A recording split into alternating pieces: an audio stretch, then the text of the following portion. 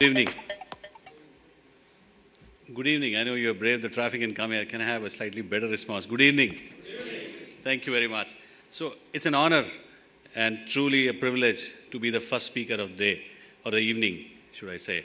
And thank you, Deepak. Thank you, VAR India, for organizing this. And thank you for the opportunity to be present here and share my views around the way the world has changed. And anyway, she has put me on the mat by saying I'm a 29-year-old veteran, so almost revealing my age, but that's a fact. Yeah, so I started working in 1984 and all through in IT industry, so it's slightly more, it's 31.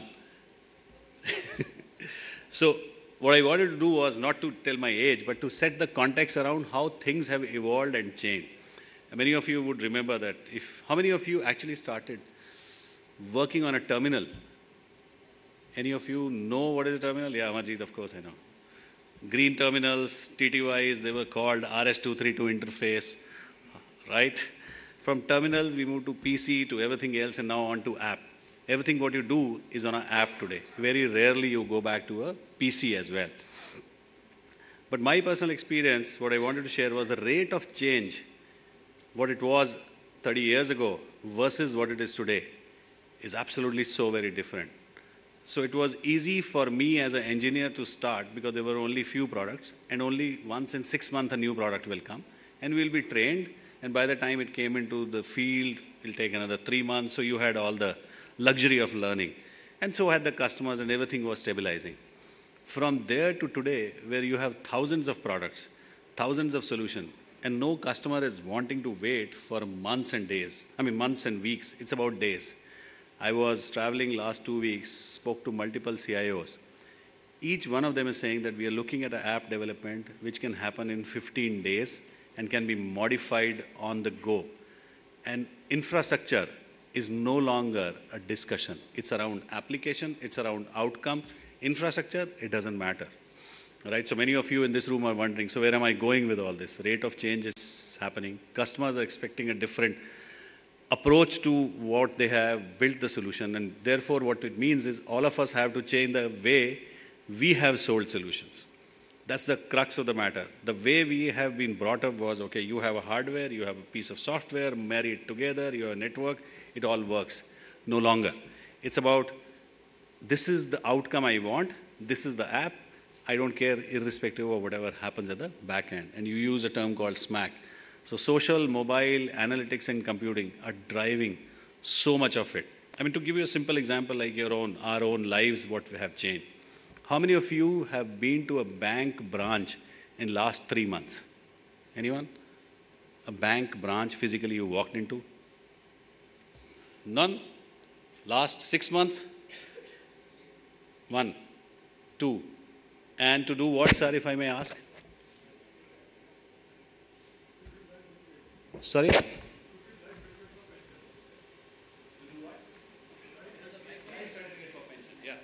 very good. That's what I remember, because every 6 months you need to go. I used to take my mother there. I believe now that also has been digitized. If you have a fingerprint scanner at home, believe me, sir, by next year. So soon that also will stop. So the fact is, we have seen the banks transform from a checkbook and a token to waiting in the queue with a brass token to what it is today. You rarely go to a bank branch. You take taxis, all from Delhi, right? We all know the black yellow taxi and early morning travels if you've done. Winters, it was such a painful thing. From there, it moved on to radio taxis and now on to all on app, right? Whether it is Uber, whether it is Ola, everything has changed. And as a customer, my experience is now set by what I get on Uber or Flipkart or anything else. So therefore, when I walk into my office, I don't get the same response time to my queries what a Uber is able to, or let's say a Flipkart is able to.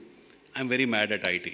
I'm saying, if I can download an app on my phone in few seconds just by click of buttons, why do I have to call up a help desk, wait for them to activate my access, security and everything else? Why can't it happen simultaneously? Clearly, the world is moving faster than what we have ever seen it change, right? And good part is, there's a lot of push coming from government also on Digital India initiatives, improving connectivity to the last mile, ensuring that this transformation is not limited to only the cities or to some few elites, right? It is now transforming to every citizen and delivered to every citizen, improving citizen services, improving citizen education, healthcare, and everything else. That's the key part of the overall transformation. One of the recent things that government did was this launching of payment banks. Anyone, you heard those 11 payment banks? Somebody not heard? Amazing initiative. And I saw it in action, guess where? In Bangladesh. I was in Bangladesh 2 months ago, and they have this very similar app, which is now available on non-smartphones also. And it's powered by a bank called Bikash Bank. Bikash means development. Even a cycle rickshaw guy, you have to pay 10 taka, you can pay using a phone. And you say, okay, if you don't have change, give me Bikash. Because he is able to use it as a currency. Now imagine the possibilities when all these 11 banks go online. You have taken the issue of loose change, cash, everything away from the economy, as long as this is treated as a currency, right? So I'm saying the possibilities are endless. What is important for all of us as OEMs listed here is to work very closely with you and help you on this journey to transformation. Because we need to partner together to transform the way we have gone to the market with partners.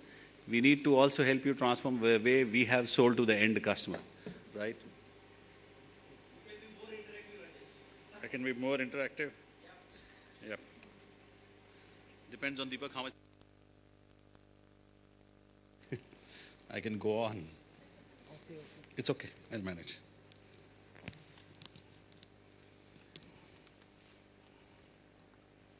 It's the last mile we need to fix, right? I'm not. Is it working?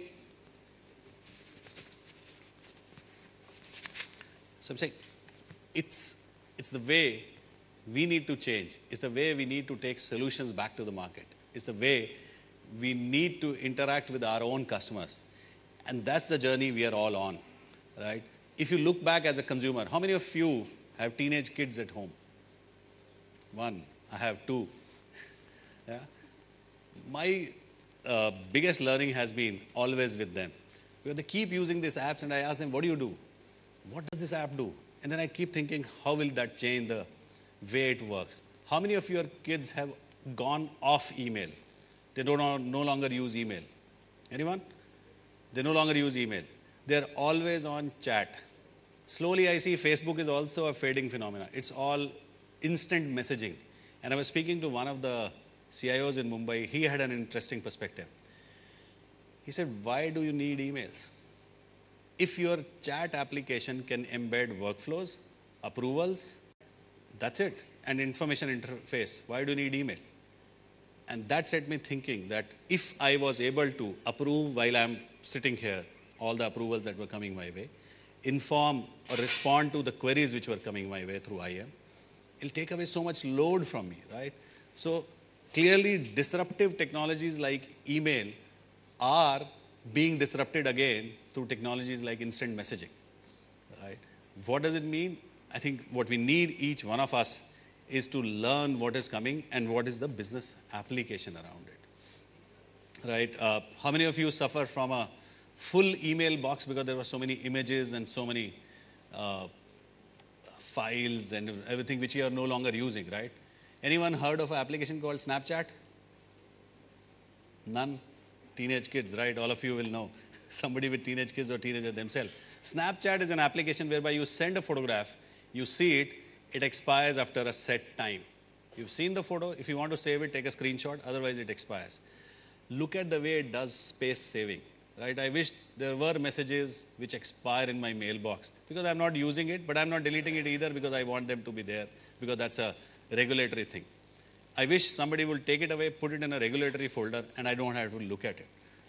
Those are the things which we need to start thinking. So my message first will be, learn the way the customers are now acquiring technology, consuming technology, and are driving outcomes. Second, work with the OEM partners to see how are they evolving to deliver the outcome, what is there. And third, and the most important part, interact with the youngsters. Look at the way they are consuming or dealing with the technology. Once you get the feel of that, that will drive what do you need in the back end. it's a user, it's a consumer who will come into the mainstream tomorrow, will demand a service, which IT will have to deliver, and all of us owe it to deliver that kind of experience to the end user. Okay. That's where I just wanted to stop. And it's a long evening ahead. It's a Friday evening, Bhai Dooj as well. And thank you for taking time away from your families and being here on behalf of VAR India. And thank you, VAR India, for the opportunity. Thank you.